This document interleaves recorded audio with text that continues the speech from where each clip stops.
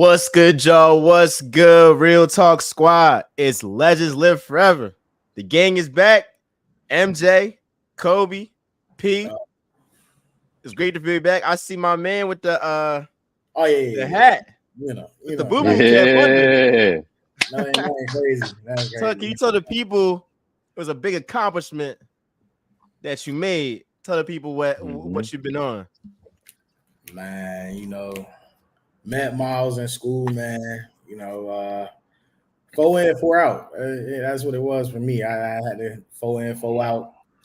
Uh, it was a journey. It was a journey. A lot of ups, a lot of downs. You know what I'm saying? But we made it out of there.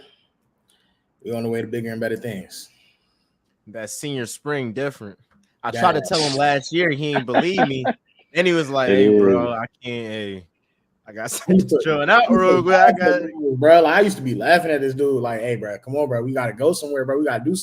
He'd be like, nah, bro. I gotta do this work. I gotta do it. All right, bro. Whatever. Used to be That laughing, senior spring be hurting. bro. Cause you be ready to get out, but you still got so much you gotta knock out first. Yeah. So much, bro. So much. and Yeah. then you got your mom who already like made the plans on the grad party. Mhm. And you don't want to be the bull. Yeah, she calling Like, me every day. And we graduating, right? Yeah, we graduating, bro. We yo, graduating. We graduating. that's what's up. But we got a jam-packed episode today. Obviously, it's the NBA conference finals starting today. Celtics, Pacers tomorrow. Timberwolves and Mavs. It's some star-studded matchups. Halliburton, Tatum, Luca, and I first want to start off. We gotta start off with our predictions, right? And I'll give mine first, real quick. And then we can give our predictions, then do some analysis on them. But I got Timberwolves in 6 and Celtics in 5. I got Timberwolves in 6. I think biggest reason is their size. And we've seen in every playoff series this season, rebounding has been the biggest reason why these teams have won. You see what Derek Lively in that game 6, all those offensive rebounds, all those extra possessions, he was able to get it done and the Mavs closed it out. I know personally, my Sixers, they went ahead and was giving up offensive rebounds to Josh Hart and Isaiah Hartenstein. One, because Joel Embiid was on one leg, but nonetheless, these guys are getting rebounds. That's the reason why the Sixers lost. And so you talk about the Timberwolves and the Mavs, they got the size. Timberwolves got the size. Cat, Rudy Gobert. And Rudy Gobert is going to be defending Daniel Gafford and Derek Lively. You talk about going from Jokic to, and I like Derek Lively. I seen him back in Philly because he was in the same league as my school. But it's a big difference from Jokic, a 3-time MVP, to Daniel Gafford and Derek Lively. So I think he'll show what it means to be the defensive player of the year for once. And I got them. I think the last thing, I don't really trust, PJ Washington and Derrick Jones Jr. to replicate what they did. They were phenomenal, but do I expect PJ to be damn near a third star again? I don't know. Do I expect Derrick Jones Jr. to hit 4 threes and 20 plus points in a closeout game? I don't expect that. So I want to know your thoughts on the West first, then we'll get into the East. Go ahead, P. First of all, why you always find a way to throw the Sixers in there? Like he always find a way to throw Embiid. They are irrelevant. Let them be where they at. Feel me? The Celtics about to be really irrelevant. The Celtics. Listen, let's put this. I got the C's. I got Celtics in 5. I got the Mavs in 6. Why I got the Celtics in 5? I just think. Well, go to West first. Go to West first. I'm gonna go East. Okay, got the West. So for the Western Conference, I got the Mavs in 6 because I think the matchup of like answering the bell for Jamal Murray is one thing, but you answering the bell for Kyrie Irving now. We talking about Mr. Closeout himself. He ain't lost a closeout game, and when you let him get to a closeout game, which I think they will, what you gonna do? And just me being frank, I think the way the Mavericks are set up, it is a difference from guarding Joker and to Lively and Gafford. but it's also they're more athletic.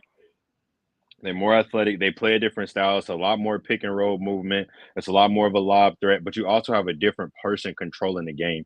You got Luka Doncic controlling the game from the top at the one. And I'm sorry, like Jay McDaniels, great job on Jamal Murray. Great job. But now you're working with a different beast. You're working with a different animal. You know what I'm saying? You're working with a different animal now. So, and I think also Kyrie, like Ant called him out. We're not just gonna say and act like Kyrie ain't hear that. Like he about to just, walk away. And I think the defensive stands that the Mavericks have shown down the stretch of the season and into the playoffs consistently, they've been a top 5 defensive team here as of late. And their stars are guarding as well. So I think that's going to play a difference. Not saying it's going to be, a cakewalk in 6, but I think it's going to be Mavs in 6. And then the Celtics, I just think the Celtics are better than the Pacers. And I think the Pacers just played in a grueling series versus the Knicks. I think, they are probably the most healthiest team left, but I think they got some bumps and bruises as well. And I also think them not playing defense is going to hurt them in this series because Boston can play offense just like they can. Boston can score with them just like they can. So that's why I got the season 5.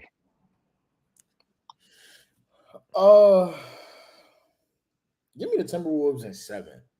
I think this goes to 7. I say it like this. I think either one team really controls the pace or it's really close and it goes to 7. The defensive side, I think Jaden McDaniels and what's your other boy with the hyphenated last name? I'm blanking.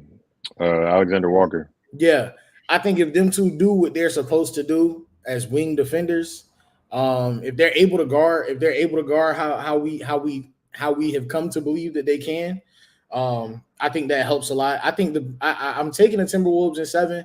I think the biggest liability is going to be Mike Conley, and I think that hurts the Timberwolves the most. Here's the problem: Mike Conley. You mean the Mavs? Hurts the Mavs the most? No, Mike Conley hurts the Timberwolves the most. Here's what I mean by that. Just hear me out. Bear with me. Mike Conley runs that Timberwolves offense. We saw what happened when he didn't play in that game against Denver, right? Anthony Edwards is not the same player without Mike Conley on the floor. Here's the problem. Where do you put Mike Conley? He can't guard PJ. PJ is going to bully him. PJ going to get a lot of offensive rebounds. He can't guard Kyrie. That's a problem. And he for damn sure can't guard Luka. So you have to find a place to put Mike Conley. And if he becomes a liability on defense, they have to take him out. And so what happens is if you have to take Mike Conley off the floor before defensive purposes, to me, that messes up the whole flow of your offense, which already suffers to begin with. Even with Mike Conley on the floor.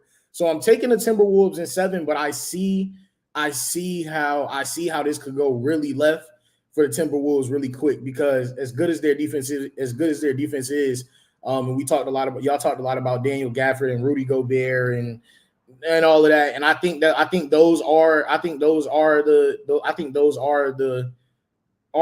key pieces. But I think the key piece is Mike Conley able to stay on the floor? Because if he's not, then the Timberwolves won't be able to score, and it won't matter anyway. I mean, I'm not worried about Mike Conley. If I maybe his injury going around, like running around trying to get guys after his injury, maybe that's something I could be hesitant about. But who does he guard? To guard, I mean, look, here's what's gonna happen. Jaden McDaniels is gonna do, is gonna follow Luka, and then Ant already said he gonna guard Kyrie. And was picking up I ain't saying he gonna stop Kyrie, but like he was picking, Jamal Murray's pockets. Like Jamal Murray ain't no Kyrie Irving though. Jamal Murray ain't no Kyrie Irving though. And where are you? Then that goes back to my original question. Where are you putting Ant a good defender? Is Ant not a good defender? Ant is an excellent defender. But Jamal Murray is not guarding Jamal Murray excellently versus guarding Kyrie Irving. That's two completely different. If we keeping a spade, was it really excellently, or did he just kind of go out there and guard him? He went out there and guarded him. I'm gonna keep it a band. He was guarding Jamal, but Jamal also had some moments where he got off too. That's what I'm saying. He had some, and don't get me wrong, they guarded them by committee. They guarded him by committee, which wore Jamal Murray out. But my thing is what this series is for the Mavs and why I'm confident in them winning is now you have two Jamal Murrays, essentially. You got two better Jamal Murrays that can both handle the rock if need be. For the Nuggets, Jamal Murray is the only person that can bring the pill up the floor and actually be effective and getting the offense started. They tried it with Aaron Gordon, didn't work. They had to abort mission. They couldn't do it with MPJ, and they couldn't do it with Caldwell Pope either.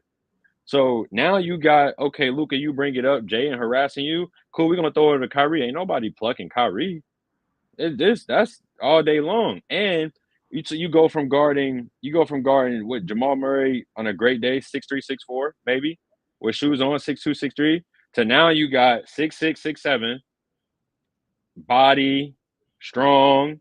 That's a different matchup for Jay McDaniels. It's not about to be I can just use my length and pluck around you and do I harass you? No. And then you swing that pill over to Uncle Drew. We know what that is. I'm gonna let you dictate how this about to go. I think the reason why the Mavs beat the Thunder, it wasn't just because actually Kyrie and Luka, they ain't go off the way that I think all of us thought they would against the Thunder. They ain't have no 40 ball. Kyrie didn't have multiple 30-point games. He was, for Kyrie's standards, pretty like pedestrian like some of those games. A lot of those games, PJ Washington was either the second leading scorer or the first leading scorer. So I don't trust. Do I trust even if I think the Timberwolves are banking on Luka go off, Kyrie go off. All right, both of them go off. That's 30. What we can't do is have Luka get a 30 ball and 10 assists by getting Derrick Jones going, by getting PJ Washington going. They're gonna stop those guys. I know that. They're gonna stop those guys, and rebounding has got to be a thing. What about my man Cat? What about Gobert's defensive prowess? Like, they're not gonna be able to just go in the lane like they are. Something crazy. They got a legit rim protector. The Mavs rebound though. I ain't gonna lie. The Mavs rebound though. I ain't gonna lie. Kyrie's not like the. Yes they do. Yes they do. The Mavs rebound. And Kyrie's whole career, he's been killing Rudy Gobert. The problem is Rudy Gobert plays in drop coverage. You can't play drop coverage against Kyrie. That's what I'm saying. You can't play drop coverage. Listen, I'm telling y'all who I want to see win. I want the Timberwolves to win at 7. I don't know if it's gonna happen. I want it to. I really don't. Bro. I really don't. No, we're not doing this. We're not doing this. Oh, I want them to win. Because then if the Mavs win, you got 2 outs. No, we're not doing that. This is what I'm saying. The reason why I don't want the Timberwolves to win, or honestly, I feel like whoever win this finals for the 3 American guys is a step closer to being a face of the league. And it's so much that plays into a part of this finals because it's the first time where one of the old heads is not winning it. Hold on. Before we do that, let's jump to the East right quick. Jump to the East right quick, because the problem is if we're gonna do the face of the league thing, we gotta get to the who has more pressure to win. So we might as well jump to the East right quick. Let's jump to the East. I think my last point, we got thing about the way that the Mavs can defend too, because and that boy on the Celtics side, I've been waiting to talk about this, y'all, for a long time, for a very, very long time.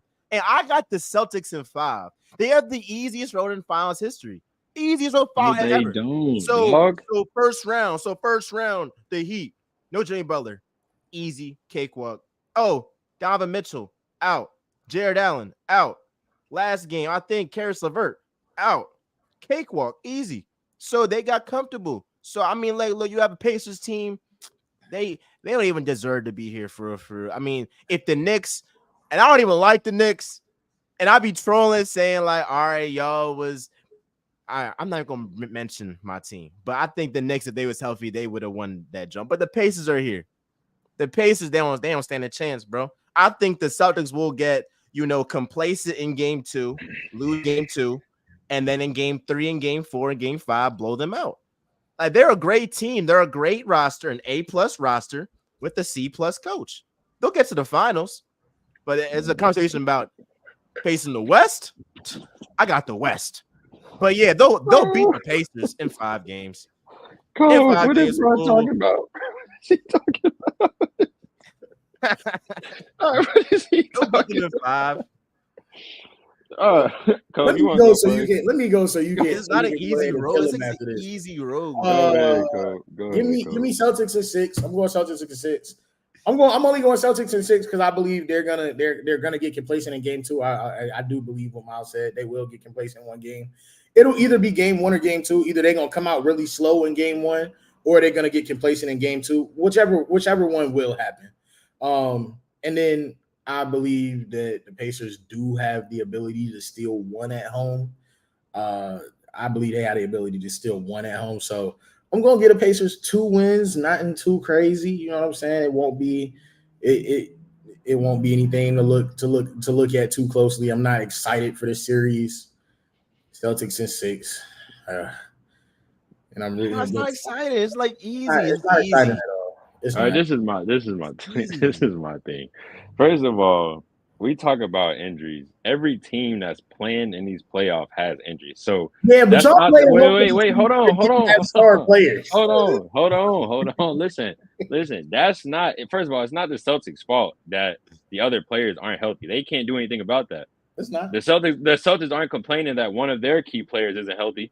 They're just finding a way to still get the job done. So it's not there. First of all, it's not there. There's nothing that they can do about Donovan Mitchell getting hurt or Jared Allen not playing or the Knicks not having their players that got hurt or whoever else. Jimmy Butler, that ain't their problem. We showed up just like y'all showed up. It's only 450 of us in this league. So if you're sitting on the bench or you got a uniform on, it's time to strap up and play. That's all it is. There's nothing that they can do about that. That's for the whole injury part. And we have this every year. Every year there's somebody hurt. There's something that happens. This is every season. But because it's the Boston Celtics and Jason Tatum, and now it's just this old that's just their road. They still had to go out there and win the games, and they did that. They've been winning in 5, and I think they're going to continue winning in 5 to get to the finals. Now, the Pacers is a challenging opponent. I don't think it's going to be a cakewalk vibe. Like I don't think they about to 20 ball them for 3 or 4 games. Like no, I don't think it's going to be like that because of how the Pacers play. They are going to challenge them in a different way because of their pace of play, how many possessions that they create in the game, how fast they score the basketball. So I think it's going to be challenging. I just don't think the Pacers have enough yet. I think Siakam helps them with the experience of having somebody that's won a chip. Compared to the Celtics not having anybody that's won a chip. So I think that kind of helps them on that end, but I just don't think they have enough. And I think the Celtics still, even without Porzingis, have the pieces to guard the Pacers as well. Yeah, I don't. It is. I actually do think Halliburton will play better than people think because it's literally no pressure. It's like everybody thinks we're gonna lose. I'm gonna just pull up. Hey, that's all you feel cool me? and dandy. He got to Like bring that pill up with Drew Holiday guarding him. Drew Holiday and Derek White. You still got to bring, and don't call for no ball screen. You got to bring that pill up. You hear me? It's just not that. See, thing is, I don't. Derek White, Drew Holiday. I got no questions about them. I got questions about your 2 best players. Because Jaylen Brown missing free throws. All right, it's cool when y'all up 20 against a depleted roster. But what happens when it's a clutch game and you're going to need them 2 free throws? You might need 3 free throws, and Jaylen Brown ain't hitting them. What about we've already seen him do it. Huh? We've seen him do it. Do what? We've seen him hit free throws in the clutch. We've seen him do it in Miami to go to the finals. We've already seen him do it. Bro, this postseason, I know you've seen him clank those He's missed some free throws, but I'm also saying we've seen him make free throws in the clutch too to go to the finals versus a healthy Miami Heat in Game 7 in Miami. Does Tatum's inefficiency not worry you at all? I'll give you numbers to you. 43% from the field, 28% from 3. Mm-hmm. His rebounds been up, his assists been up. I'll give him that. That's what I'm most excited about. This is gonna be a great series for betting. If I were a betting man, Yeah. I was saying if I was a betting man, If I was a betting man, I would be betting this series. But I'm not a betting man, so I'm not. But I will say, what's your boy? The Miles don't get he don't get in the paint. So this Jason Tatum 9.5 rebounds looks very green. Looks very green. Looks very green. I would take him up to like 10.5, really. Yeah. I would take him up to like 10.5. But they got I looked this morning and they got him at 9.5, but I didn't put nothing on it because I'm not a betting man. But if I were, I would put something on that. Because Miles Turner can't get. I've never seen a big player that can't get boards like Miles Turner. I mean, it's actually sad to me. It gets me mad, bro. He's just never in position to. He's never in position to do it, and he don't have no rebound chaser. Like, you know, that 2K badge that he don't got no rebound chaser. He don't got no rebound chaser. Like he don't do that. It's crazy. Derek White's PRA is probably really good. Derek White's PRA is probably really good. They're gonna have him at like between 22 and 24 points, rebounds, and assists. Love that line for him every game. You know. Oh no, he's a baller. He's a lock for that. There's a couple other things out there, but I'm not a betting man, so I haven't looked at them. Hey, I'm not worried about. I want to answer this real quick though, because you talked about the percentages. I'm not worried about the percentages because the law of averages always play out. Like we were just talking about, and I meant to bring this up earlier when we were talking about Luka and Kyrie. Like, no, they haven't had that type of series, but they're due to. They're stars. It happens. They go through slumps. Like, nobody was talking about how Joker couldn't make a three for a lot of that series. He was shooting terrible from three, but late in that game, he started making threes now. So like it always plays out. And stars are gonna be stars. Like, they gonna step into the moment. I ain't worried about Jason Tatum. Like, he been here before. This ain't nothing new to him. So like, we've been here before.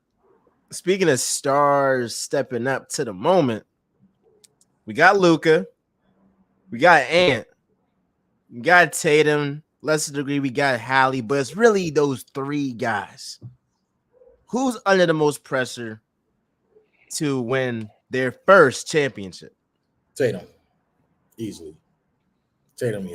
It's not even close. Ant is in what, year 3 or 4 or something like that. Yeah, he younger than me. He's 22. Yeah, Ant in like year 3 or 4. Who else? Hallie. Nobody. Like, I mean, they had a. Luka younger than him too. Yeah, there's not a lot he's 1 year younger than him. But he's younger. There's not a lot of try to drag it.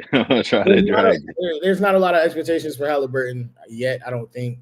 And I don't think his play style, for me personally, his play style, Miles, we talked about this the other day.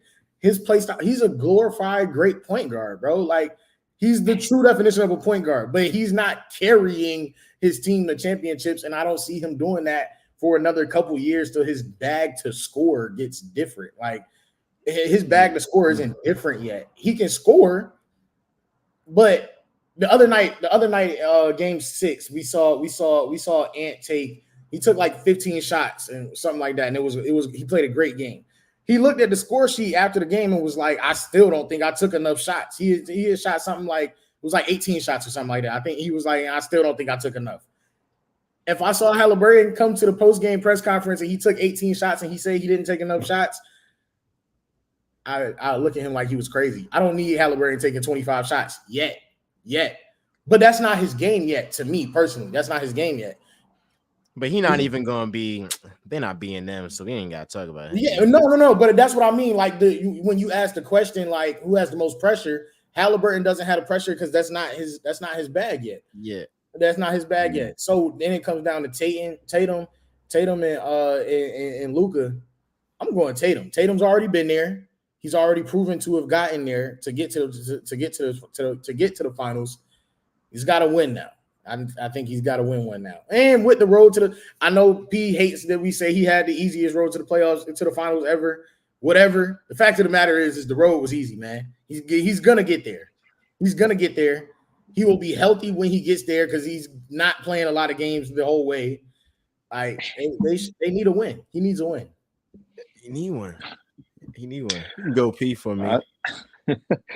I think the answer to this question is either Luka or Tatum. And I say both because to the point that y'all pointed out, Tatum has been to the Eastern Conference Finals 5 times. He's been to one NBA Finals as well, so he's been there. Like he started early, which is also a plus. But now it's kind of like a minus. People kind of take it away from him since he started going so early. But the thing is, we hear a lot of like, you ask a question, they put the graphic up of start, bench, cut, and everybody's cutting Tatum, and Luka's this great starter because he's this great like basketball player doing all these wonderful things, but he hasn't been to the promised land yet either. So like, since he's this great guy, like why is there no pressure on him to get there since he's better than these other two, according to the public? So my thing is, and I also, as I brought up earlier, like these three guys are, well, I break it down to Tatum and Ant right now, to me, are playing for who's the American face of the NBA moving forward. You know what I'm saying? And Luka is also in the conversation because if he goes and he wins one, okay, now is the NBA, which is on the land of the United States, is this now a foreigners league? Is this now a league that is led by the foreigners? Does he put his name into that conversation with Giannis? And and we carrying this over. So and then you got things like of the nature like Team USA that those conversations of who's going to be our starters, who's going to be our reserves, and you got a lot of questions that are probably going to be answered by how these next 2 rounds of this NBA Finals go. But I think it's either Luka or Tatum. I don't honestly think either star feels pressure, just about going to get the job done now. I do think it's some pressure. Like I've been on the Celtics a lot. I've been on Tatum head a lot. I do think that there is significant pressure on Luka, given the fact that Kyrie is playing the best ball of his career. You don't know, like, what's going to happen next year. The best what? He's playing the best ball of his. He's playing the best ball of his career, Kyrie. The best basketball of his career? Yes, he is, bro. Yes, he is. Yes, he is. Bro, yes, he is. Miles. Yes, he is. Yes, he is. What? Yes, he is. Is Kyrie not playing the best ball of his career, Kobe?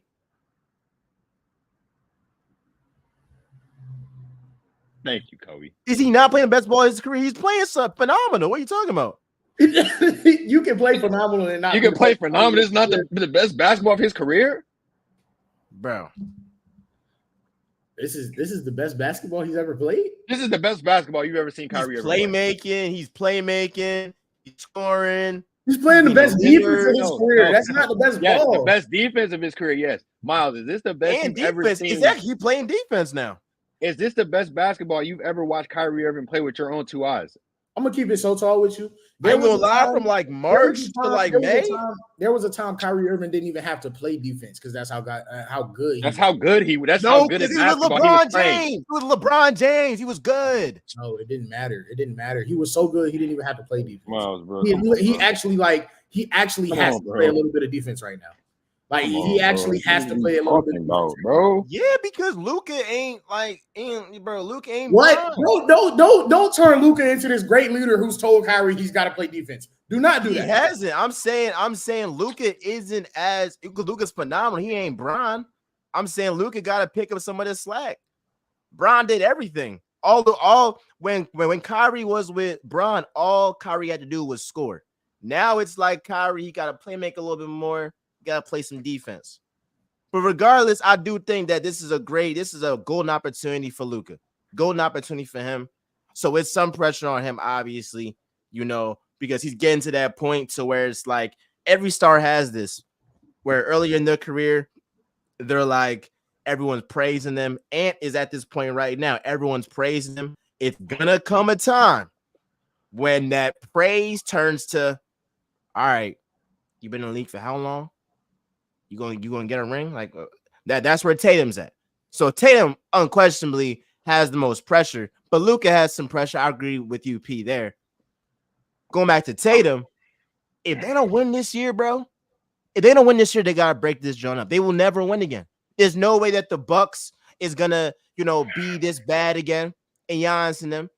I don't think it'll be a time where the East is this bad again with all these injuries. He's gotten break after break after break. If you can't go to the finals, you have the most experience out of anybody here, has won the most out of anybody here.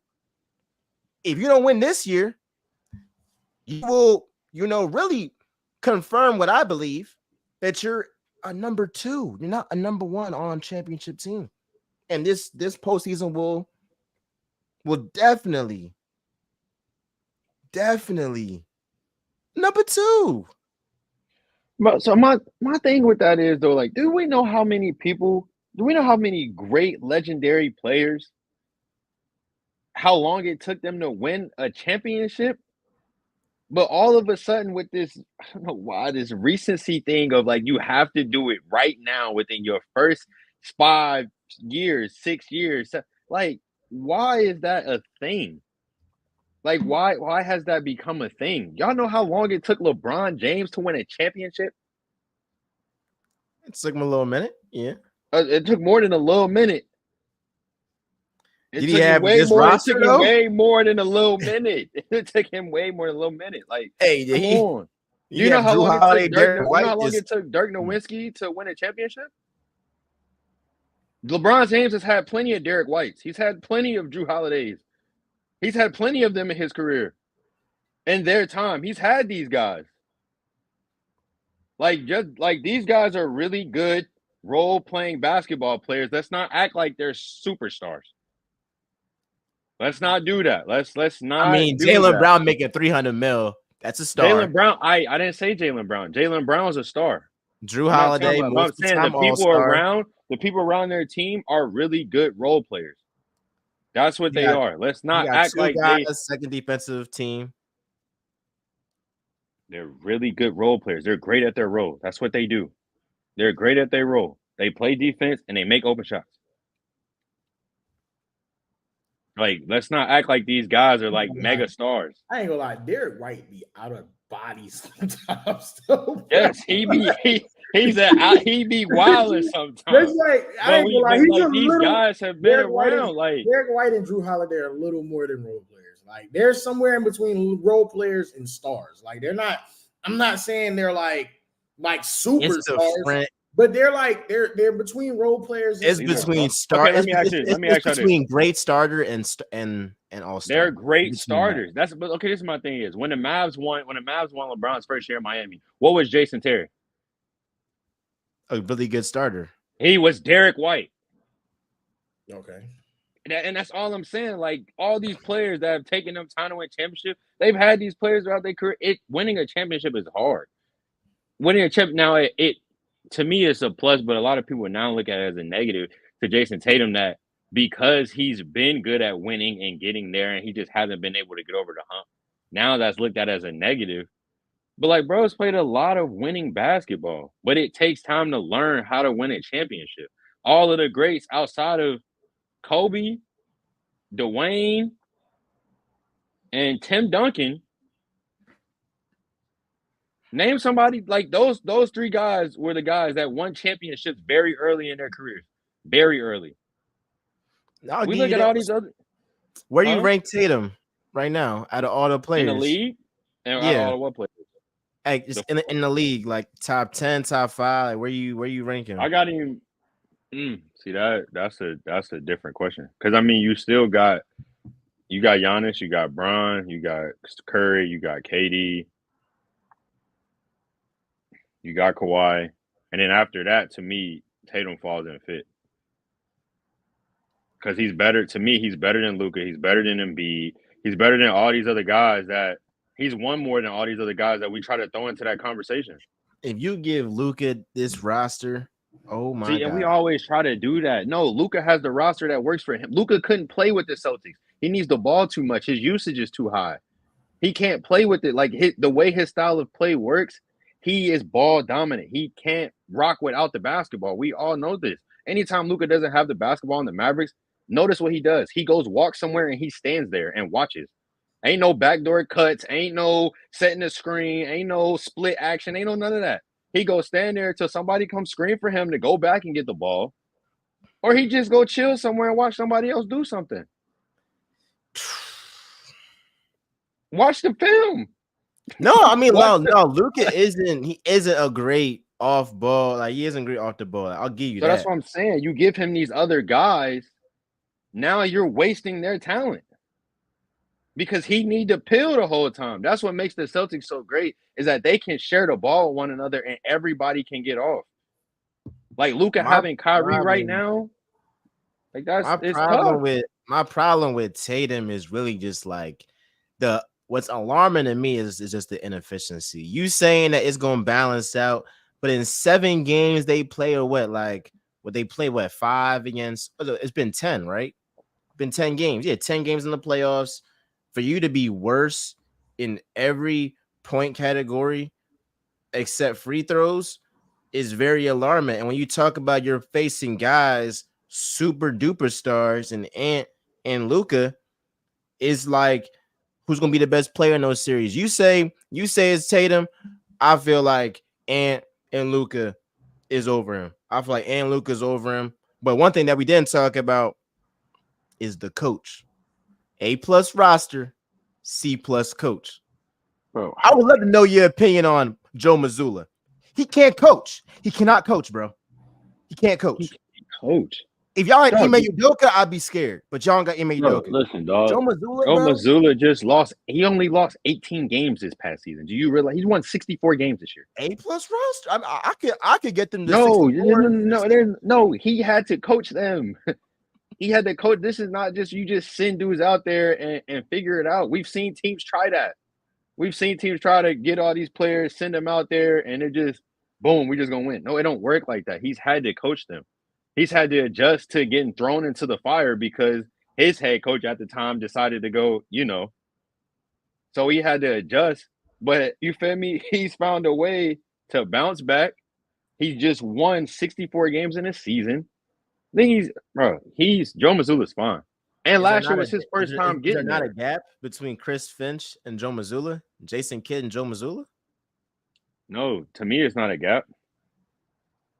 To me, it's not a gap. They just get it. They do it differently. It's not a gap. They do it differently.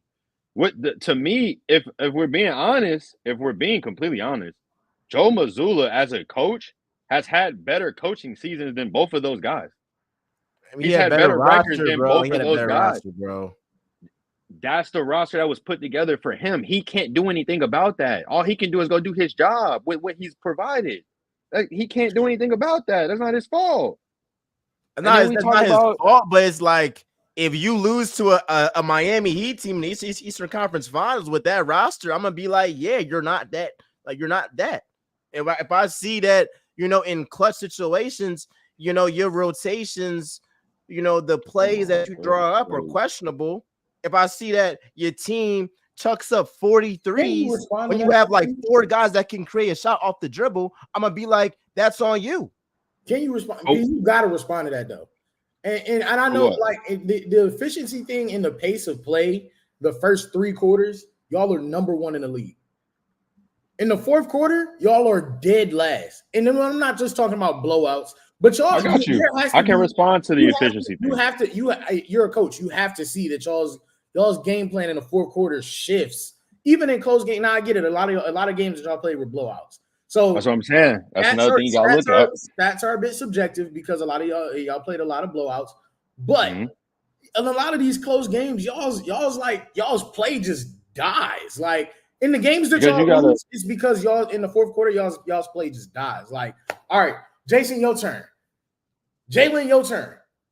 Then it's like it's ISO ball from the wing. Give it to him. Go to work. Either it works or it don't. On a good night, it works. On a bad night, it doesn't work, and y'all lose. Like, but it doesn't. That doesn't feel like. I think what everybody is saying is that doesn't feel like he's coaching them. It feels like he's saying literally, "Hey, bro, we're gonna play 2K. We're gonna play ISO ball from the wing with our two stars that we pay hundreds of millions of dollars to, and everybody just stand there and watch. And if it works, it works. If it doesn't, oh well, we'll go to hell home and figure it out again tomorrow." Like, that's how it feels. That's what it feels like when we're watching. You probably watch a lot more Celtics ball than I do, but that's what it feels like. Okay, so this is how I'm gonna answer that, right? So we talked about how he gives it to Jason or he gives it to Jalen. He says go ISO, right? Late in the game. So let's break this down into a couple of things. So they played 82 games this year. They only lost 18 games. Mm-hmm. So 64 times that worked in the fourth quarter. Now, in those 18 games, when you look at those 18 games and you talk about that happening, it's going to happen sometime. But when we're talking about the league, which is a very analytical league, are you taking 64 and 18? If that's your result of we have this, are we taking that? But then hold on. That's not how y'all play the whole game, though. It's not, because the games are like, for a game plan is different. And when most of the time the Boston Celtics have been up by 20 points. So like that also plays into a part of sometimes these dudes aren't on the floor with that in the fourth quarter. A lot of times they're not on the floor. But then you talk about this part. So for the Dallas Mavericks or for the Minnesota Timberwolves or for any other team that has a star, late in the fourth quarter or in the fourth quarter, there's an action being ran. You give the ball to your star and how they are effective. So for the Mavs, you give the ball to Luka Doncic and pick and roll. That's how he is effective. For the Timberwolves, they give the ball to Anthony Edwards in either a DHO action to get him downhill, or they ISO him on the left side of the floor or going left, because that's how he's effective.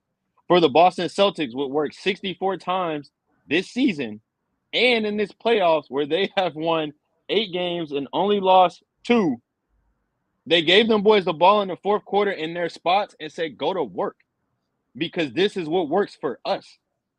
So when you break it down, they are being successful.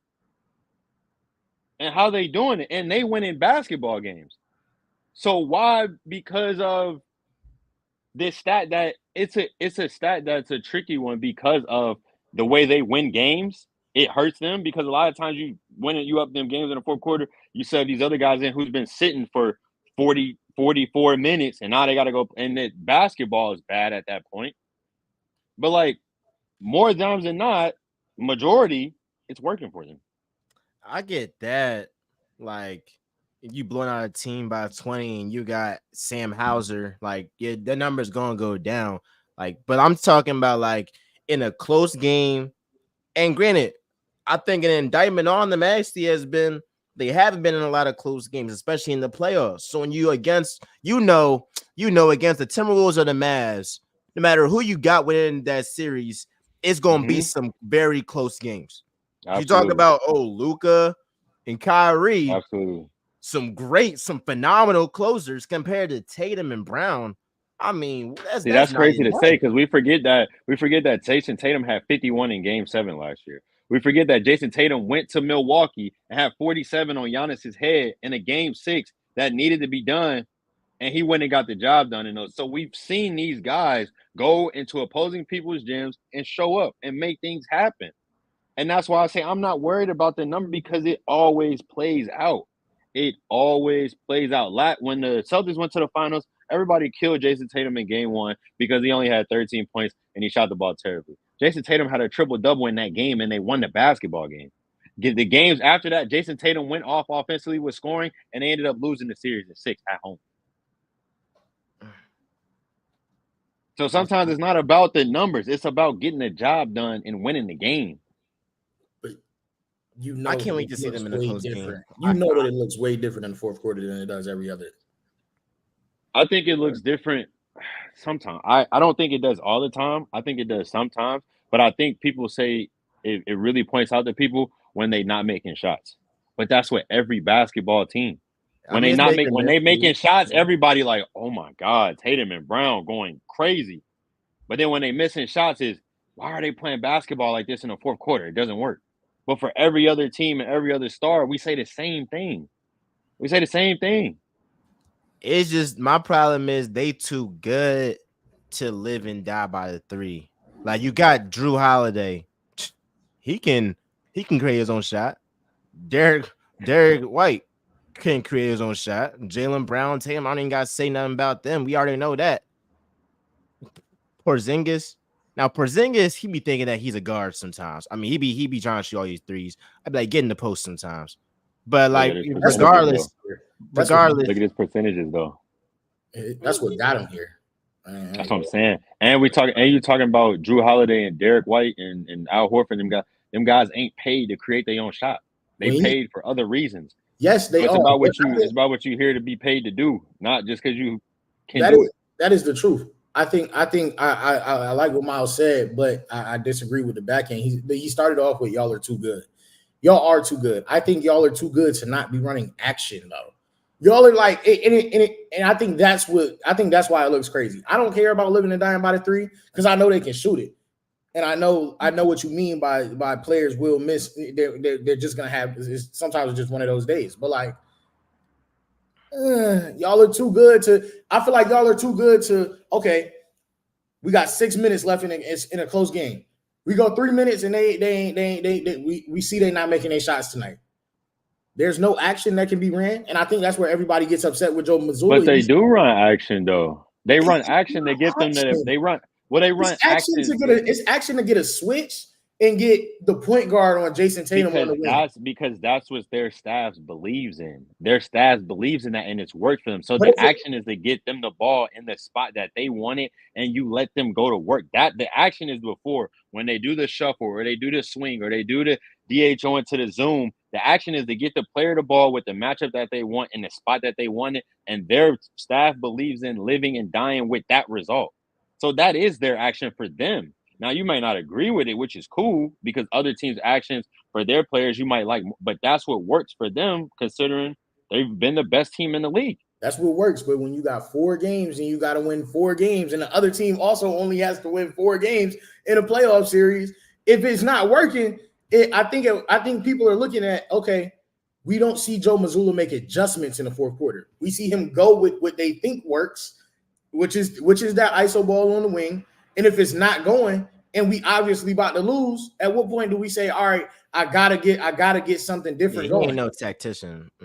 But I'm saying though, how much have they lost is what I'm asking y'all. I'm not talking about the losses. What I'm talking about is do you believe that Joe Mazzulla will make adjustments if that is not working? On a nightly basis in the playoffs, it's gonna be 6 or 7. Regardless of who they playing in the West, it's gonna be. I believe Joe Mazzulla will step up to the plate just like his players will. You don't come in as a head coach and go to the NBA Finals if you don't know what you're doing. I don't care who you got on your team. David Blatt did that. I mean, shoot, you got a great team. Bro, this thing's crazy. I ain't gonna David Blatt. I'm just saying, as a head coach, you don't come in and go to an NBA Finals if you don't know what you're doing. I don't care who you got. You got to know what you're doing. That's all I'm saying. So, like, he's come in his first year, he goes to the Eastern Conference Finals, and he doesn't make the finals by 1 game. And then the next year, he's back in the same place with the experience now. And now it's time to go get the job done. So, in his coaching career as a head coach, he's only been to the Eastern Conference Finals. Tell me somebody else who's done that. David Blatt. Nah, David Blatt different, though. David Blatt different. Hey, David Blatt different though. Hey, David Blatt look different. David Blatt look different though. Hey, back to the face of the league discussion. I think it's a lot of pressure on Tatum because if he don't win this year, it's like this is his opportunity. Something my pop has always told me in opportunities that I've had, it's like preparation meets opportunity. You might have only one opportunity. This is Tatum's opportunity to be the face of the league, to win this year. Win this year, y'all get that experience. It goes over next year. Now people talking about you instead of talking about Ant. If Ant wins this year, it's over. If Ant wins this year, it's over. But we say that every year. Like, there's so many times that we say that, and it's not true. Like, we say that about it's somebody's one opportunity to do something every time through, and they don't do it. Then when they go and run something off, it's like, oh, now we change the narrative about it. Like, we say that about people every season. Like this is their chance to get it done, or it's never happening. Then they go do it a year later or 2 years later, and it's like, all that statement was just like not important anymore. Like, if Jason Tatum doesn't win this year, let's say he doesn't win, or if Luka doesn't win, or if Ant doesn't win, this ain't the last opportunity that these boys gonna have to win. We don't know what's gonna happen in the offseason. We don't know what's gonna happen next year. We could get here next year, and Luka could have the easiest cakewalk to the playoffs. Then what?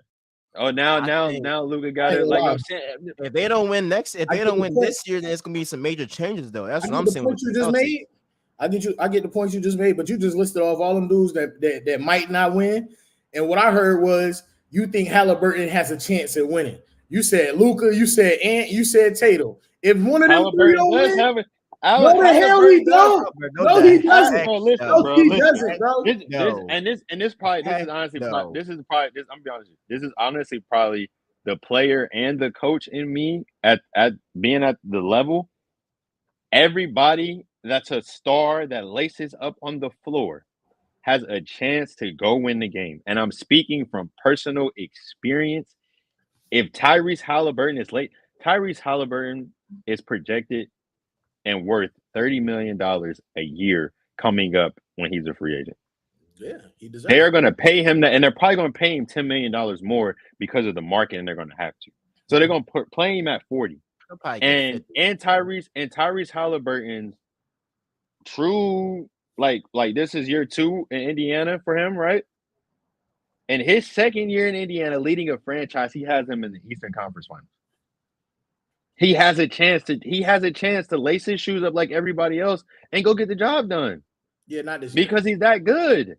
Not this year. I'm not saying that he will. I'm just saying we've seen worse before. We've seen Jimmy Butler when we thought that he had no chance, and Jimmy Butler walked his way to the NBA Finals. I see what we was you all mean. saying here like, wow. We was all saying here like, wow, that really just happened. I think for me, my biggest problem with Halliburton and the Pacers is he needs a lot from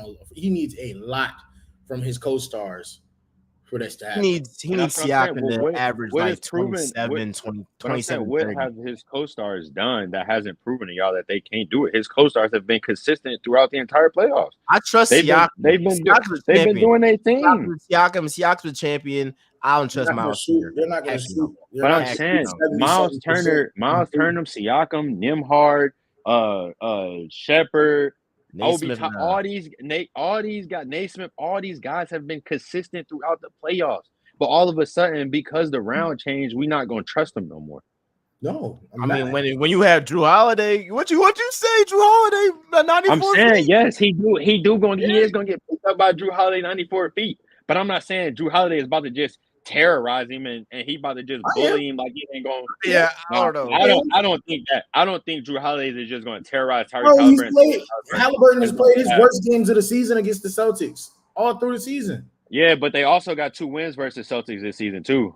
Yeah, well, they also was 3-2 versus Celtics this season too. So like, it may not be Tyrese, it may be somebody else, or it may be Tyrese and somebody else. But they got a chance to go win a game or 2. I gave him 2.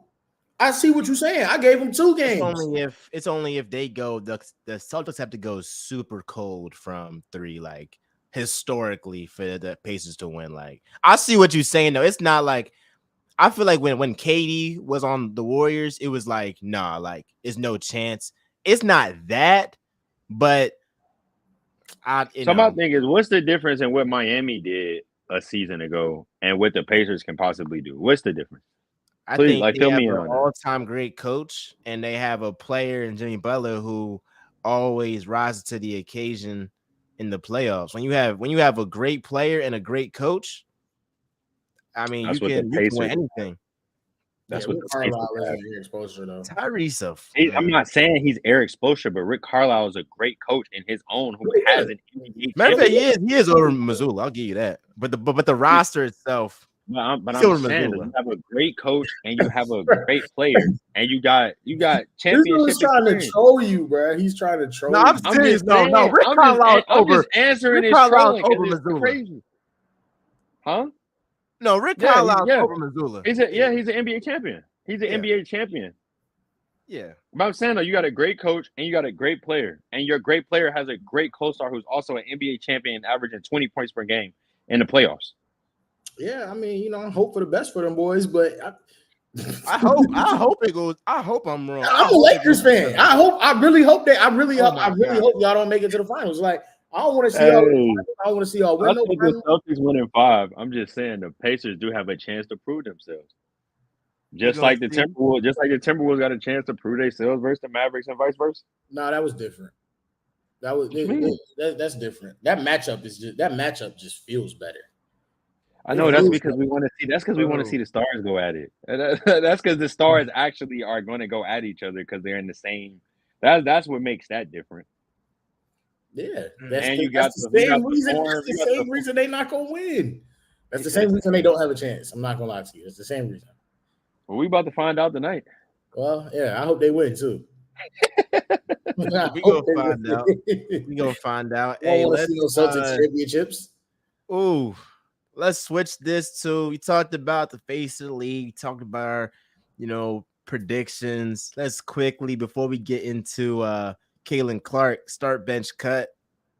Luka and Tatum. I got it here. Start bench cut. Luka and Tatum. P, go first. Oh man, it's easy. I'm gonna go Tatum, Luka, Ant. That's as of right now. As of today, it's Tatum, Luka, Ant.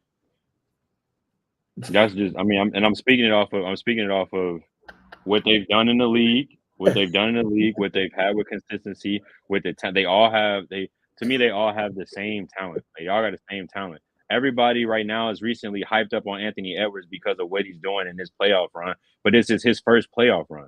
We also seen, if you realize, we've seen Anthony Edwards lose in the first round in 2 previous playoff runs. But when we look at Jason Tatum, when Jason Tatum was Anthony Edwards' age in the NBA, he was going to the Eastern Conference Finals. So we don't look back to give Anthony Edwards that same discredit because we excited about what he's doing in this very moment, which I love it too. I like it too. But when we look back on Luka, when Luka was Anthony Edwards, Luka found a way to get his team to the Western Conference Finals. So this is Anthony Edwards' first time doing it. Congrats. There's congrats. Great job. But you still got more to do. This is Luka's second time in the Western Conference Finals. This is Tatum's 6th time in the Eastern Conference Finals. So these guys have to do it on a consistent basis. And you just got to the table. I love what you're doing. I like watching you play. I love the energy that you bring in, that dog mentality, challenging people. That's great to see. But it's not about talent at this point because these guys all do the same thing. They're all the most talented guy in their space. But it's over a longevity thing to me and what they've done consistently. And Tatum's been the most consistent. Luka's been the second, and Anthony just got to the table. So that's how I break it down. Start bench cut. Kobe. Give me Luka, Tatum, Ant. Cut Ant. Give me Luka. Luka to start. Luka to start. Tatum off the bench. Keep going. What else did I need to say? No, I was just saying. I was just thinking. I got a question for that. Why Luka over Tatum? Is it personal preference, or why you put him over? No. It's personal preference. Personally, I just like Luka's ability to control pace of game, to control his offense. Jason Tatum does the same thing. And Jason Tatum doesn't do the same thing. He just doesn't do the same thing. Jason Tatum is a great player. Don't get me wrong. I'm always if I have to take 2 players of the same size, stature, and kind of same build, I'm going with the point guard version. That's just me. I ain't gonna lie. Go ahead and say the blasphemy, bro. Go ahead and say the blasphemy, and bro. 80%. Luka right now, right? Luka right now is at 80%. Everybody's banged up. Everybody, no. Hear me out. Everybody's banged up. Luka's at 80%. I'm still taking 80% Luka over Tatum any day of the week, bro. Any day of the week. I'm gonna start Luka. I'm gonna bench Ant. I'm gonna cut Jason Tatum. No cap. No cap. And look. Lost his mind. And look, are you trolling for the pod or he's trolling for the pride and for the clip that he's gonna post on the reel. He's got to be wild. He's got to be wild. He's wild. And is it because you're a Sixers fan and you tired of Jason Tatum breaking your heart and sending your Sixers home every year? Is that why you're doing it? Because Embiid can't get over the hump with Tatum? It got to be something. Because every time the Sixers see the Celtics in the playoffs, we know what's going to happen. Back to Philly, we're going to holler at y'all. Let me see this real quick. I'm not a betting man, but I've got friends that they put in bets. Hear me out real quick. When I bet on and SGA too, SGA over Tatum. When I bet on SGA and Luka, Tatum, With Tatum, it's always will he get 25 points? Will he get 30 points? You don't know. You gotta stress over it. You gotta stress over it. Versus SGA, Luka, and you ain't gotta stress. Like they might have 10 points at half. You're not even gonna stress it. Not even gonna stress it because you just know, oh nah, he's gonna get his buckets. I think that's the first step in knowing who's better than somebody if you don't have to stress them getting 25 points. Because that's what Tatum is. So you got that. But I think with Tatum, when I saw Ant go ahead and the Timberwolves go ahead and beat the Nuggets, that's what made me put Ant over Tatum. Because it was like you beat the defending champs. And then you was passing the rock, you was rebounding, you was doing those little things. He was 6 for 24, just like Kobe in that game 7 in 2010. So Ant doesn't have to score, but Tatum is too up and down for me, bro. And with Luka, I mean, the way he can score and play make. All right, he hasn't been to a conference finals. He hasn't won as much as Tatum. Put Luka in the East. Put Ant in the East. What? I love doing that, bro. What? Like, y'all, like, okay, put Tatum in the West. They're going to do the same thing. Tatum's going to do the same thing in the West that he's doing in the East. Bro, Luka beat a prime Paul George and Kawhi by himself. Okay.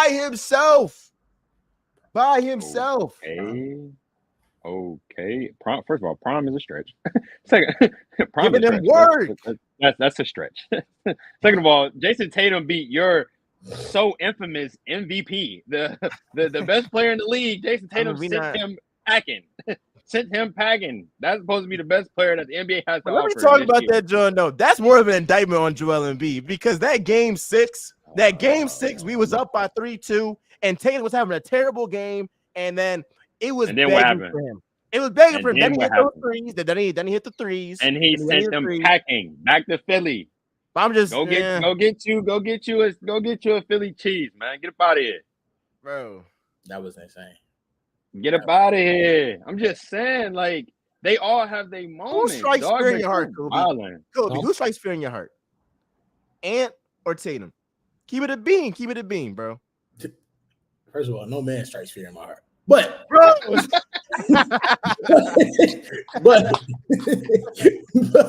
nigga lace up his shoes the same way I do. I'm so sorry. I'm so sorry. If you play Ant at the Y, you're scared. I'm scared of that, bro. No, bro. No. Let me tell you something. And I know it's gonna sound crazy. Hey, bro. You can go to the Y right now today at 4:50 p.m. and you can find the most athletic dude in there, and he's gonna give you what Ant gives you, bro. You can't go to the Y and find that dude that's going ISO ball you from the wing and kill you. Thank you. After game. Thank you. Do you realize how unique Jason Tatum is? Do you understand how unique Jason Tatum is? You're not going.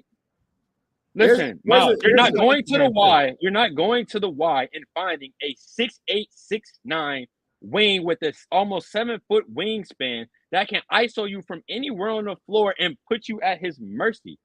No Diddy. Diddy. That's way different. That's way different. That's way different than me going to the Y down here in Atlanta and this dude that jumps out the gym is talking trash to me, bro. Like, I'm sorry.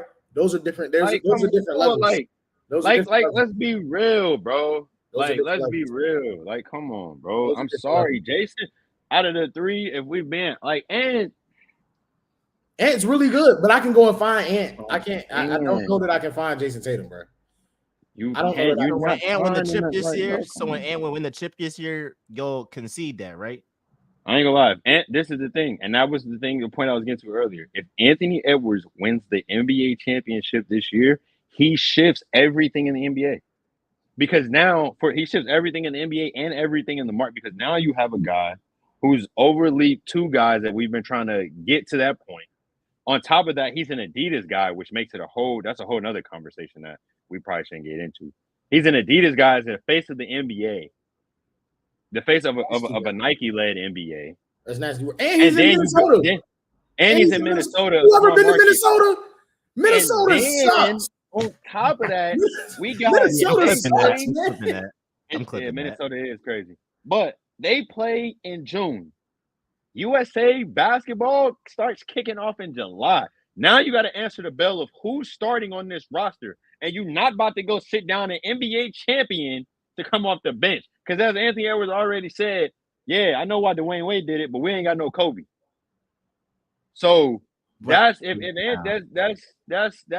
Ant got the mentality of a one. I see Tatum more as like he'll be more passive than Ant. Tatum would be more passive than Ant. Tatum wins in the way that works for him. He wins. He is a winner. He's a winner. And he wins in how it works for him, just like Ant do it. The NBA is June 6th, baby. The NBA is begging Jason Tatum to win this championship. They are literally. They are like begging. Jason Tatum is like. What you mean by that? What you mean by that? I told you that, bro. We had this conversation 2 months ago. I said the NBA needs Jason Tatum to be the face of the league, bro. He's in Boston. He's a Jordan player. They need the swag, bro. He don't got the swag. What are you talking about? He has every brand. It's not light skin, dude. No, he's done every commercial in the John. No Diddy. Who ain't got no swag? A 6'9" light skin dude with a leg. He's 6'9". Come on, bro. He's 6'9". He's 6'9". Bro, he is 6'9", shoulders broad, Femi, handsome young fella. He's a great father. He's a great father. His kid is always at the game, bro. Like, his kid travels. He's done every commercial possible. Like, come on, like I said, Ant just got on the scene. Yeah, you cool, you funny. You got that Atlanta. Ant got what we love. He got that little Femi to him. Bro, you know what I'm saying? You talk about listen. The other thing to that is you got maybe 2 years left of this Anthony Edwards, bro. I'm telling you, you got maybe 2 years left. The NBA sending a PR man in there next year, bro. I'm telling you. They sending somebody. They send the PR in there next year. Don't send it. Hey, Miles, I'm gonna give it a buck. Ant ain't gonna keep sitting in the press conference with the fitted, tilted, talking about with the rag on, dropping F-bombs, bro. It's clipped. You got one, two. He told Chuck 1-2 more years. Bring your ass. Bring your ass.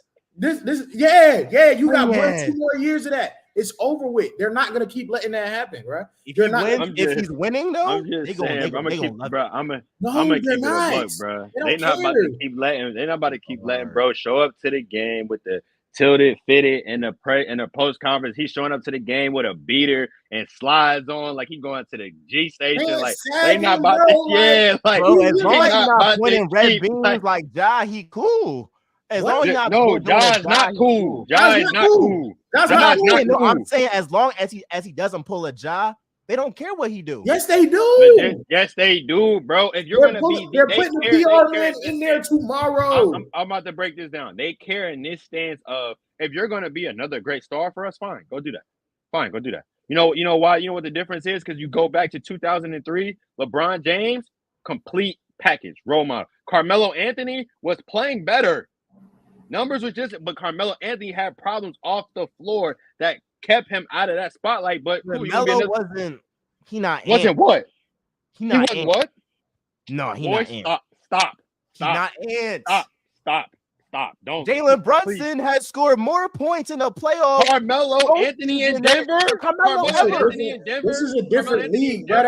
That award counts. That record counts, but this is a different league. This is a different league, bro. This is Melo has never beat the defending champs in his life. This is what he's telling you. Bro, Carmelo Anthony in Denver will dog wash Ant right now, bro. All right. Come on, bro. This is the truth. This is the truth. Carmelo Anthony, number 15 with the cornrows. With the headband. Ant would cook Carmelo, my man. Come on, I mess with Carmelo. Carmelo. You don't remember Young Melo. You don't remember Young Melo. That's all it is. You don't remember Young Melo. That's okay. Just go back and watch it. Just go back and watch it. Come on, bro. Bro. Melo and Denver will dog wash Ant. I'm sorry. Just go back and watch bro. The problem is, though, Carmelo Anthony is a 7. Because he made it defend. And Who? defends. Melo defended when was he was younger. Stop. He just didn't defend. Melo defended when he was younger. Stop. He didn't defend in New York. He didn't feel like he needed to. We ain't talking He about knew New it York. We're wasn't talking about going to Denver. It's all good. Denver. Come on into the all 7th. good. Come on, bro. It's all good. He's a world-class 7-level scorer. Stop. Please stop. Come on. Listen. You have to guard that man from the parking lot because he'll post you up from the parking lot. Bro, you have to guard from the parking lot. Come on, get him, Cole. From the parking lot. Get him, Cole. He's not just gonna shoot it from the parking lot. He's gonna post you from the parking lot. Stop. Are you serious? Ant really got you geeked up like that right now? Bro, Ant is over Melo. Bro. All right, it's cool. We gonna see, bro. All right, bro. I'm just saying, like, when this conference finals happens and the Wolves beat them in 6. Did you just say Ant is over Melo? Tatum. You gotta leave New York. You gotta leave New York. It's not safe. It's not safe for you, bro. This is my thing. When Carmelo Anthony signed with the Denver Nuggets, and his time at Denver, he was the best player the franchise had ever seen. Anthony Edwards is not that in Minnesota. Kevin Garnett is the best player in the Minnesota Timberwolves history. All right, well, if Kevin Garnett was in Denver, he would be better than Melo. Like, I mean, the Nuggets ain't have nobody. Alex English, whatever. Kevin Garnett MVP early. Hey, bro, go ahead and delete the picture with you and Melo, dog. No, bro. I'm about to know. You know what I'm gonna do? I'm gonna call Kyan. I'm gonna be like, hey, yo, I got a bull. Hey, listen, dog. My dog wilding on your pops right now, bro. Cause you wilding, bro. We need to do a collab with 7 p.m. in Brooklyn because he got to hear this. You're wilding. This is insane. Back to the original point, bro. The NBA is begging Jason Tatum to win a championship, bro. They're begging Jason Tatum to win a championship, bro. And he gonna get the job done. For his sake, I hope he does. And he's gonna get the job done. For his sake. All right. I can't wait till the final. It's June 6th. I can't wait. We got 21st. We got a couple weeks. Let's shift gears. We got like 2 more little topics. This is a buckle your seatbelts if y'all watching this, John. Caitlin Clark. Go ahead and turn my camera. My savior. My girl. Yeah, you know, about this. She made her WNBA debut. She had 10 turnovers.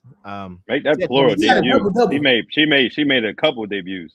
She had a couple debuts, 10 points, 10 last night, she was injured for a little bit. Her and Aaliyah Boston, they had a pick and roll action. Aaliyah Boston sold my girl. I'm sorry, she sold her. But did Caitlin sell her?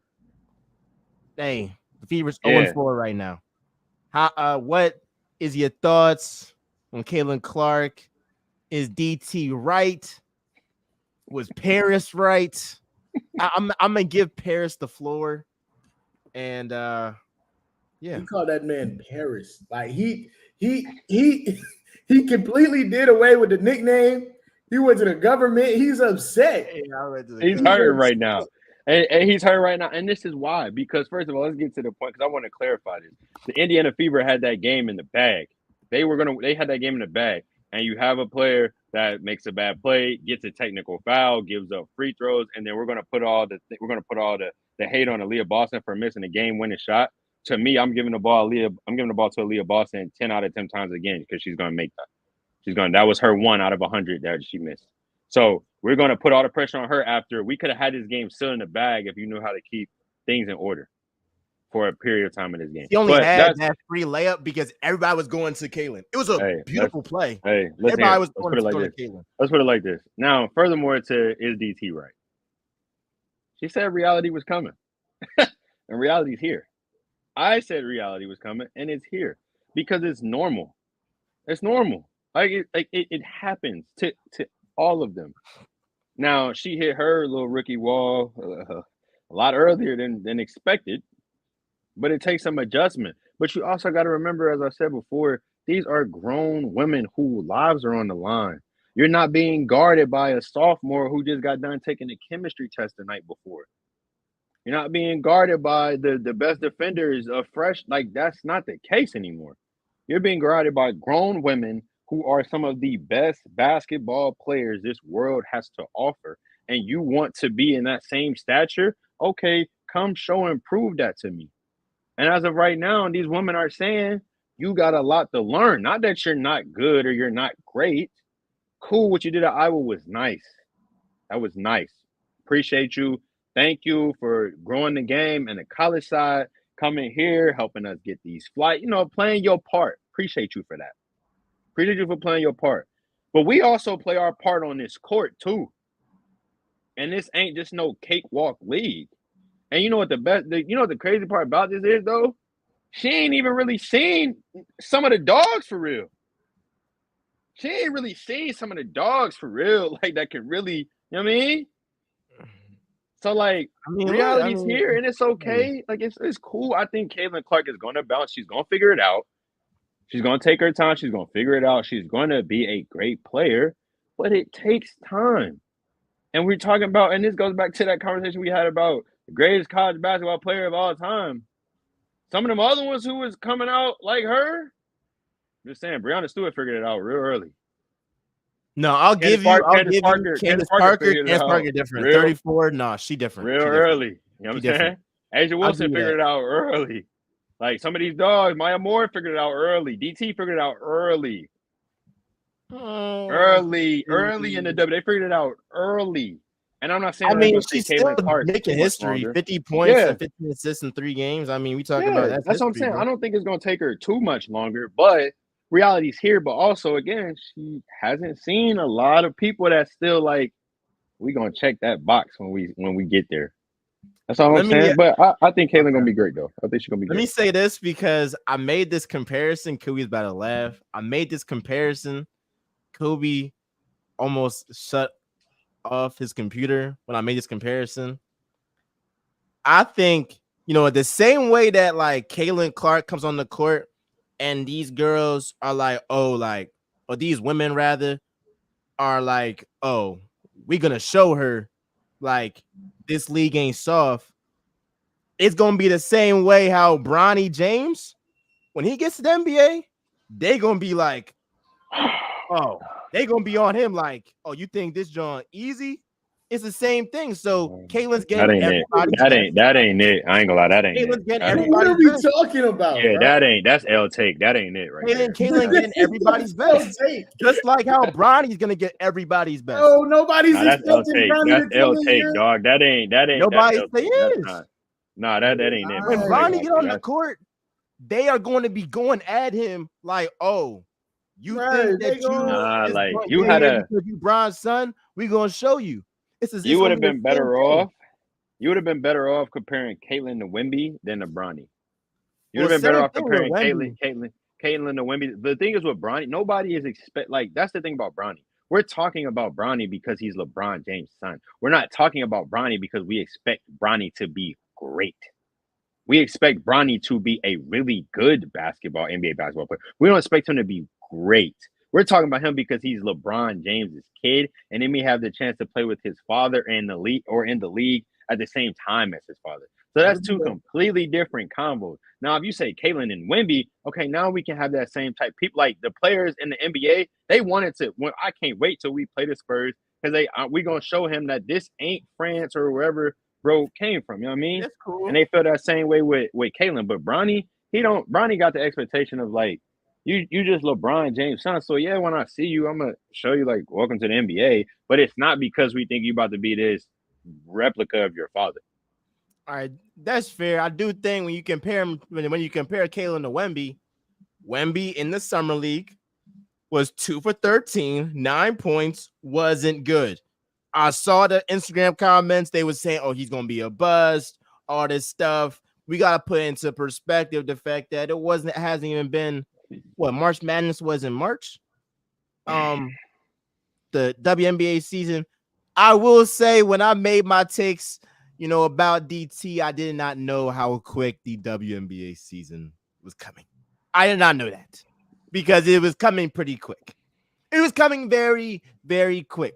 So I think any NBA player, any professional athlete if you go from college to not even 2 months later, like you in the professionals, all right, your Smoke. first couple of games, you're gonna be, it's gonna be hard. Like, I think if she had more time, it would have been a more seamless transition. But I still believe that, she's gonna have her lumps, but she's gonna show why she's number one overall pick. She's gonna show why she's a transcendent talent. And I'm gonna need more help from her teammates. Aaliyah Boston, I'm gonna need you to make a layup. I'm gonna need to make a layup. I'm sorry. So that's my thing. I think she needs more and help. And Boston needs her to not get a tech. All right, and give them free points right, and the ball. She be wilding. I think my last point is just like the Fever, the way it's looking, they might as well tank for Paige. Might as well, because that roster. They got two people. They got 2 games players into the season, dog. That's what I'm saying, dog. Like they still got qualifiers cup. They still got so much basketball left to play. Like chill, Joe. Like they went 4 straight. Now is oh no, they got a chance to come on, man. Do you know what the qualifiers cup is? Do you know what that is? I don't even I was about to say, can you explain to him what the qualifiers cup is? I don't even think he understands that. Like, we only 4 games in, and they still got so much basketball left that it's not really like even if they record like is like, I don't think he understands that it's not like. I don't know that. I'm a casual. Like they got. I'm a just short and sweet. They got a lot of basketball left to play. The qualifiers cup is very important in the WNBA. It's kind of like it's kind of like a version of the in-season tournament for the NBA. It's kind of where the NBA kind of based it out, like got their foundation for it to add it to the NBA, but they got a lot of basketball left to play in WNBA. Let's just say it ain't over. So but is that with a tournament basketball, that like if you win it? No, so they play games. So a lot of their regular season games throughout the year, you'll see some games are like qualifier cup games. So like it's like a separate record. It's kind of like how in college basketball you play like non-conference and then you got like the conference record. Yeah, it's kind of like that basis. That's kind of what it is. But it plays towards you towards the end of the season and how it can help you playoffs and etc. and things like that. So that's kind of how it's broken down. But it's a lot of basketball left for them to play, for them to be worried about tanking and all. They got plenty to play. But with that basketball, they got some dogs that they still have not seen. I think this is interesting because I'm not gonna lie, I hate it for her, but people are seeing who Caitlin Clark really is now. Like, people was in love with Caitlin Clark, and like, I'm not talking about her as a player. I'm just talking about her attitude, her demeanor, who she is. Like, people have fallen in love with this oldest. Like, people thought they was falling in love with this like real sweet girl that was just a crazy good hooper. And a lot of people that wasn't paying attention the way that they should have been was missing like a lot of stuff. And they're seeing like the bad body language. They're seeing the text in the game. They seeing her pulling up at these press conferences, like they seeing the way she responding with her teammates is trying to like put the arm around her as she coming off the court. Yeah, like, that was funny. She wasn't hearing Aaliyah Boston. She wasn't hearing none of that. She's not hearing She wasn't hearing none of that. But this is the She wasn't hearing none of that. I'm saying to that. I'm saying all of that to say, I think it's funny because people are like seeing Caitlin Clark now. They're seeing her. And now a lot of people don't like what they see, and all of a sudden, and I'm like, y'all wasn't paying attention. This is the same Caitlin Clark. Like, she did this at Iowa. It was just that it was small market, small scale. So people wasn't seeing a whole lot of the, like, unless you was paying attention, you wasn't seeing a whole lot of the behind the scenes. You wasn't seeing her language on unless it was the national championship. Actually, Chloe, I want to agree and disagree with you. They were seeing it, they just chose to ignore it. That's fair. That's what I would say. They were seeing it, they just chose to ignore it. Maybe because she was winning, they was choosing to ignore it. Yeah. But now that she's losing, and because of what she was doing as far as growing the game, they chose to ignore it. That's why I think it was more so than not seeing it, because it's been there the whole time. Yeah, it's been there the whole time. But people are finally taking heed and noticing. And I'm like, I'm looking at Twitter, opening my phone on Twitter every day, and like people is like killing her on Twitter. I'm like, oh, this is the same Caitlin Clark, dude. Like, this is not no different person. Like, she didn't just get to the W. She didn't just get to the dub and like get mad all of a sudden. Like, nah, this is who she's been. Win, lose, or draw. this is who Caitlin Clark is. I don't know. I think that when you are like a great player and you've been losing, it's the most she's ever lost like in her life. Like she's always from as a kid, been on the best team, AAU team, college. Maybe I don't know, her first 2 years at Iowa, maybe they ain't win as much, but they ain't lose like this, especially like, her last 2 years, they was in the national championship. So I think the more she loses, the more you might see a little more outbursts. That's just what it is. You that competitive, you that great. But yeah, she's got to, control her emotions. I mean, but yeah, you might see more of that the more she loses. I mean, great players don't want to lose. But I mean, shoot, Wemby, I mean, he had a terrible record. Terrible record. So back to that comparison, I mean, I ain't worried though. But I think that is great that like because she's in the WNBA and because of the eyes that like she brings, I ain't gonna lie, for myself as a casual, I looked up like how did her debut compare to everybody else? Oh, Candace Parker as a rookie dropped 34. Yeah. What? Yeah.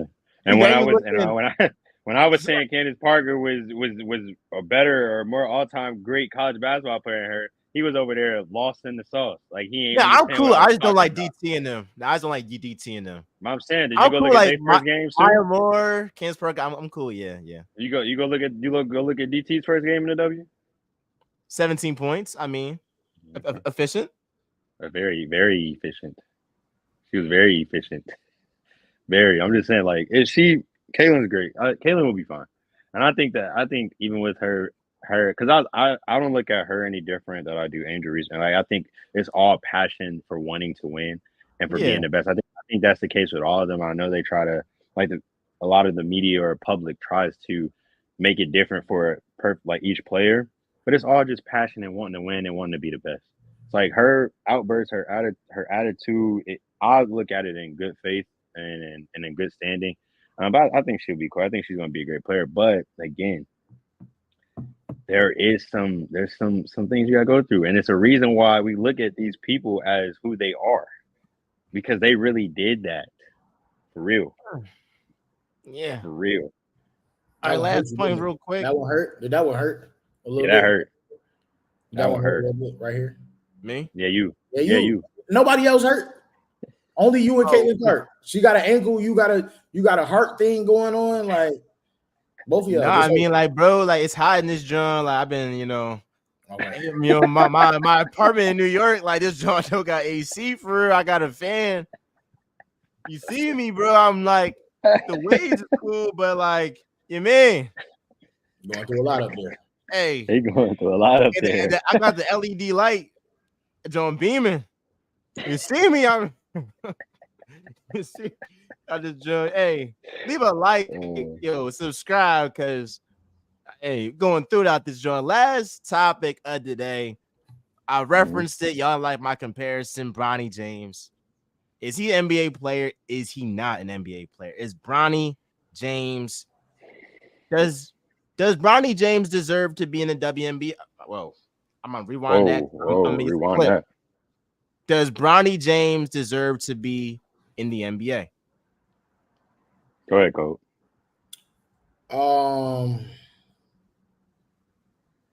Yeah, he does. I'm gonna say yeah, personally. I didn't watch a lot of USC. Full transparency, I didn't watch a lot of USC basketball this year. They were decent, but Bronny wasn't playing, and that was like I didn't watch a lot of it. Here's my thing with Bronny. Since Bronny's, I want to say like junior year in high school,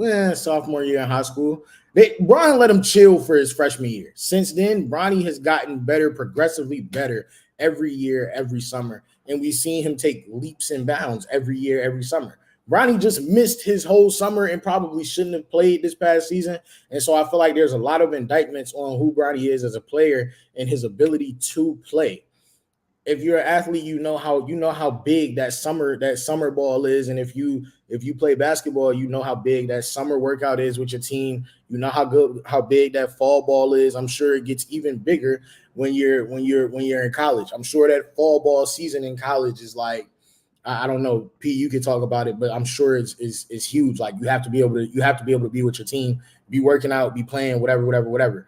Bronny missed a good majority of that because of what he had going on, and he probably shouldn't have played this season. That being said, knowing that Bronny missed all of that, we came into the season thinking Bronny was going to get a whole lot of burn and get a whole lot of things, but that's because we got a lot of casual basketball fans who didn't understand that Bronny had some really good guards in front of him, and so him missing the summer and him missing the fall hurt him really bad. He was already coming in as a freshman with really good guards ahead of him. All of that to say, we didn't get to see Bronny in his fullest potential this year. What I believe he can be, what I'm sure there are a lot of NBA scouts who think he can be. Damn, y'all, I'm sorry. Hold on, I'm in Atlanta. Y'all know the Atlanta. Yeah, that was just That's Atlanta. That's Atlanta for sure. Don't worry about me. I'm good. It's just, whatever. Bronny didn't get to showcase his full potential because he wasn't there. He wasn't able to play. He wasn't able to work out, whatever. He came in and I'm sure the coaches felt like they gave him as much as they could give him or what they felt like they needed to give him. So I think that he's coming into the NBA and there's obviously going to be questions around him, but to say Bronny doesn't deserve it, I don't think he doesn't deserve it. I think people when they draft him or undraft free agent sign him, there is going to be based on a lot of assumptions of what they think he can do, what we all think he can do, because his production this year just wasn't it. For me, I think Bronny James is an NBA basketball player. I think his game will translate more in the NBA than it did in college. I do agree with Kobe. Like he was going with a really good class to a guarded class. Him and Isaiah Collier were going to USC together. They already had Boogie Ellis, and I think obviously when you go through a health situation like he did, like that plays a huge part, and you miss the summer workouts, the summer training, the summer bonding, and just learning your teammates and getting yourself prepared to play a longer, more physical, harder college season than high school was. Like that, there's a lot that goes into that, and I think a lot of that contributed to how his season went at USC, but also the situation at USC. Like we don't know the day-to-day basis of what that relationship was like with the coaching staff or what it was like with his teammates. And not saying that it was bad or that it was good. We just don't know, how that played out. But I think skill-wise, like for me, my AAU team a few years ago, the last weekend when they had the Blue Chips team together, I got the coach against Bronny. And see him up live and up in person, that kid is a pro. He's a pro. The things and the instincts that he can do on a basketball court is very, very different than most. And everyone's like, I think Kendrick Perkins, made a take that I agree with the other day. Is like, we're talking about Bronny because he's LeBron James' son. If he didn't have the name LeBron James, he would be just another guy in the second round that's either going to get drafted in the second round or go undrafted. Like, and it would be like if he panned it out to be, a great star, then we would talk about him later on down the road. But like, we're talking about him because he's LeBron's son, and he gets criticism because he's LeBron's son. But he also gets the other sides of it as well. So I think for him, his decision is to go be a pro. If he feels that's the best decision for him, go do it. I personally think he will have a successful career in the NBA. I think he's actually going to surprise some people with his style of play, and how instinctual he is on the basketball court, and also just what he can do and how great he can be. Yeah. Yeah, I'm gonna read what the Marcus Spears, he went on, NBA on ESPN, NBA Countdown, and he didn't say it's out his like these was his words, but it was two scouts that gave an unbiased take on Bronny. First scout said Bronny's a positional athlete, doesn't function as an elite athlete, should be a point guard based on size, but can't run an offense, handicapped as a shooting guard because he can't shoot, 0 for 4 on threes one day, 1 for 3 the other day. Needs screens to create space, and his only scoring came on paint touch floaters. Can only go left. His strength is supposed to be defensively, but he's a switch matchup type of player. They said that he's a poor man's Davion Mitchell. He's not an NBA prospect. The second scout said if the Lakers don't draft him, I don't think anyone will draft him. I disagree. Teams would want him on a two-way, but I don't think Clutch wants that. I disagree completely. I feel like, scouts are all scouts. Sometimes they're right, sometimes they're wrong. Jalen Brunson went to the second round after he was the player of the year. Scouts get stuff wrong all the time. I believe also those that scouts might not like LeBron too. That's a good point. They could be saying, "Oh, we only talking about him because he is LeBron's son," which obviously is true. But two things can be true. We're only talking about Bronny because he's LeBron's son, but he can also have NBA talent, and that's what I believe. I believe Bronny has NBA talent, and one thing that he has that Bronny has that's an advantage compared to a lot of guys is that he's had pressure his whole entire life. When he was at the McDonald's All-American game, he was the MVP. He ain't win the MVP because he Bron's son. He was on the court hooping when all the pressure was on him. At the combine, he's draining threes. He was showing out when he knew how many cameras was going to be on him. He knew how much, the spotlight was going to be on him, and he delivered. I feel like that says a lot about Bronny, the fact that when the lights are the brightest, as it's been his whole entire life, he doesn't fold. And a lot of guys, they might play well when the lights ain't the brightest, but you get to game time and they fold when it's expectations. So that's one thing that Bronny has that you just born with that. It's either you born with it or you not. That's P. Like, it's some players, they great when nobody watching, but then when like people watching, they not the same player. I don't think Bronny's that. Yeah, like Tatum, like Tatum. But I think that that's one thing I love about Bronny. And everything is subjective. I think he'll have to be a better playmaker for sure. Obviously have to improve as a shooter. You can always do that. But I think for him to stay in the league, all he has to do is defend at a high level and shoot threes. If you do those two, you'll be good. You'll be good. And I would like to see him, develop more of like a ball handling package and be able to initiate more of an offense. You ain't got to be a Mike Conley, but you can Malik Monk type of John. Like you can. Bro, you would have never mentioned Mike Conley if he wasn't playing in the. I would. Jazz. Hold on. This is my thing though. You just mentioned Malik Monk. Yeah, Malik Monk can start the offense. Nah, dog. That's not it, Miles. You gotta stop, y'all. These comparisons are horrible. Yeah, your comparisons are OD right now. He can't start an offense, Bronny? No, Bronny can start an offense, but you comparing like Malik Monk is about to be a highly touted free agent this year. Like he's about to be almost a $30 million guy in free agent this year. He's gonna get like 26. I said almost. He's gonna get like $26 million a year this free agency. Like Bronny, a player who was drafted number 11 overall after we're talking about a star. Like when we talk to me for Bronny, Bronny is a really, really good athlete. He has instincts that he only can get from his father. But we also have to speak to we have to meet him where he is as a player and not meet him where we think he can be by the same points that his dad was at certain careers or like these other great smaller guards. We got to meet with Bronny where he is. Bronny's a really good athlete who makes really good decisions. He doesn't overly turn the ball. He takes great shots. He doesn't just take. That's one thing about Bronny. He doesn't take good shots. Like he only takes great shots. Like he's very good at shot selection and doing that. Now, does he always make them? Not saying he does, but he takes great shots. He makes great plays.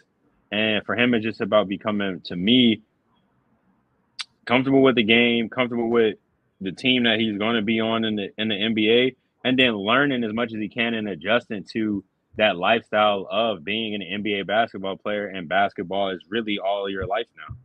You know, he also was a kid. He also had to go to class in high school and college. Like, now basketball is really your livelihood for real. Like, it's really on you. So, like, And now, that's you know, going it to be comes better. That's going to help him. yeah, and I think that's going to help him. And I like, for me, if I could give a projection for him, like, you gotta look at guys like not Malik Monk or anything like that, but like, you gotta look at solid guys around the league that come in and do their job. Like for example, like, what's the difference in Bronny and Miles McBride? Like, you feel what I'm saying? Like, Miles McBride is a really good NBA basketball player who's probably also going to go get paid this summer. But he's playing behind an all-star. Is Bronny That's a better good. than I ain't gonna lie. I like that. I like that. Yeah, He's that's what I'm 6'1". saying. Yeah, That that's was a what I'm good saying. jump. I'll give you that. That was better than Malik Monk. That's what I'm saying. So you look at guys like that is to where, like, okay. Park. And then so you got Miles McBride, or you got boy that's playing it with the Pacers, even them hard. Like, you look at guys like that, like, in those same type of, like, builds and frames and play styles, who are sneaky athletic, who make really good plays, who shoot it pretty good but not absolutely great, who play good deep. Like, those, as of right now, that's where Bronny is. Can he be better than that? I think he can, just from what I've gotten to see. But we also still have to see it. But now we'll get that opportunity to do so. So I got faith that Bronny's gonna be a really good NBA player. Well, we ending this joint on a good note. I'm gonna clip that joint. I like that comparison. That was a good joint. I like that comparison. I appreciate that. But y'all watching, appreciate y'all. This went overboard, over time a little bit, but hey, we had to cover a lot of ground, a lot of stuff we missed. Conference finals, Ant versus Tatum. It became Ant versus Carmelo, which I think the people gonna love, because it's gonna be people that's wilding. Hey, you're wild on my side about Ant. But appreciate y'all bro. You got horrible constituents sometimes, bro. They gonna nah. Watch. They're gonna be on your side. They're gonna be like, yeah, Ant over Melo. Yeah. They don't get it, bro. They don't make sure you specify Melo in Denver. Melo in Denver, I'm telling you, will put Anthony Edwards on a Georgia Bulldog leash and walk him in a one-on-one session, in a 5-on-5 session, in the NBA set. Carmelo Anthony was one of them ones. Don't play with that name like that. Like, come on. Like, this playoff run Ant doing is cool. I love it. I'm an Ant fan. I am. I like watching Anthony Edwards play basketball. I love what he stands for. But Carmelo Anthony, Melo, stay Melo, hoodie Melo, however many more Melos you. Come on, bro. Stop. Cornrows Melo. Stop, bro. Come on, bro. Tight. What? We going June 6th. When my man in the finals. You better hope he there. Hey, you better hope he there. Because if he not. Because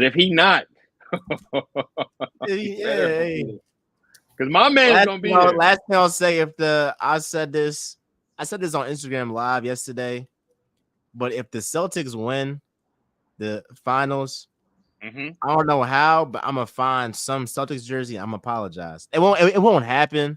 No, but if the Celtics win the finals, you're doing a whole episode in a Boston Celtics Jason Tatum jersey. I will send you one personally, and you're gonna wear it for a whole episode. And we're gonna do like three. We're gonna do like 3 episodes that week. Why would you make that bet, bro? Because it's not gonna happen. I'm not worried. Because it's not gonna happen. All right, we gonna see. Hey, y'all, like, comment, subscribe, show peace and love, show Kobe some love. Link in bio. Kobe just graduated. As a rising star as a coach. Go ahead, show him some love and all that stuff. With that being said, Real Talk with MJ. Legends live forever. We out, y'all. See you.